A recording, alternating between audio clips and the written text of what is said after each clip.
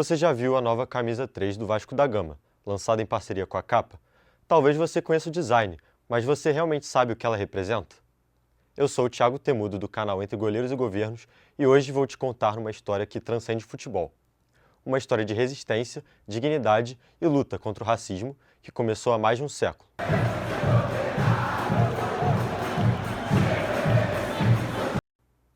Para entender essa história, precisamos voltar no tempo, para o início do século XX, logo após o fim da escravidão.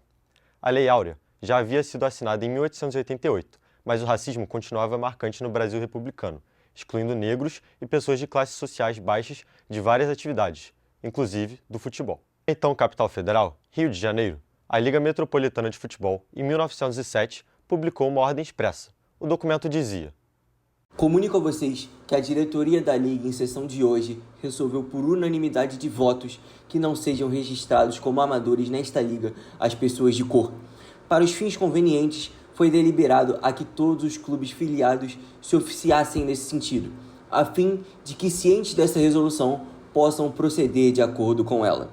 Com essa decisão, ficou claro, o futebol carioca não aceitaria jogadores negros, uma discriminação explícita e oficializada.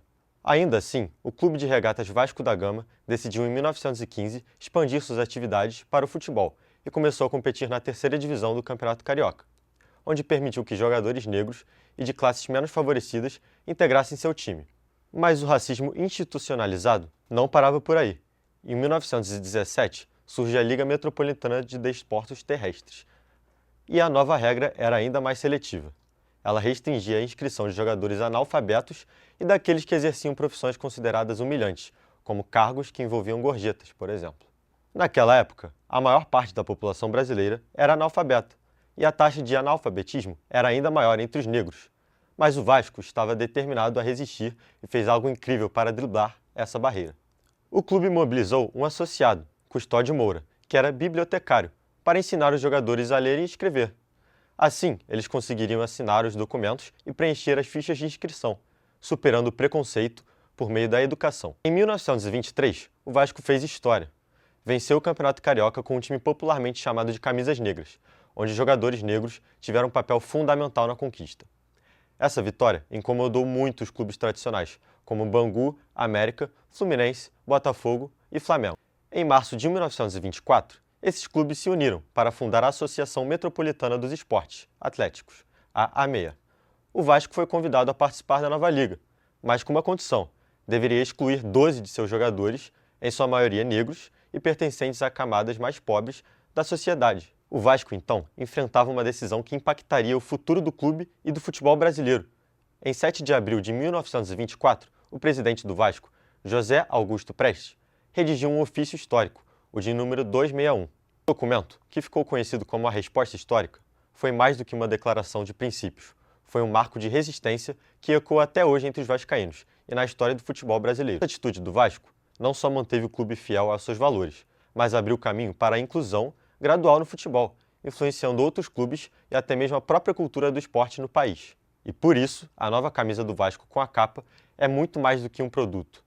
Ela é um símbolo que honra o passado e relembra a todos a importância de se posicionar contra o preconceito. Ser vascaíno é se orgulhar de uma história de resistência, de valores humanos e de luta por justiça. E ninguém melhor para contar essa história do que um torcedor vascaíno. Por isso chamamos para cá para falar no nosso vídeo. E para isso, trouxemos aqui um grande torcedor do Vasco, Eduardo Valadão, e a gente queria que você falasse um pouco sobre isso, você como vascaíno, como se sente, qual é o seu sentimento sobre a resposta histórica? Essa carta mudou a história do futebol, né? Como todo mundo sabe, o Vasco sempre lutou por vários movimentos sociais e começou tudo com a luta contra o racismo. Depois, mais à frente, teve a camisa LGBT, que eles fizeram em 2021, se eu não me engano. Sim. Teve também a inclusão de eles quebraram alguns camarotes, modificaram para botar alguns autistas conseguirem ficar no estádio e aproveitar como todo mundo. Então o Vasco sempre teve essa outra personalidade que mudou o futebol. A luta contra o racismo é uma batalha constante e o futebol pode ser um palco poderoso para mudanças. O Vasco da Gama é um exemplo disso e sua resposta histórica continua a inspirar gerações. Se você gostou desse conteúdo, curta o vídeo e se inscreva no canal Entre Goleiros e Governos para mais histórias inspiradoras onde o futebol e a política se encontram. Ajude-nos a manter essa memória viva. Nos vemos no próximo vídeo.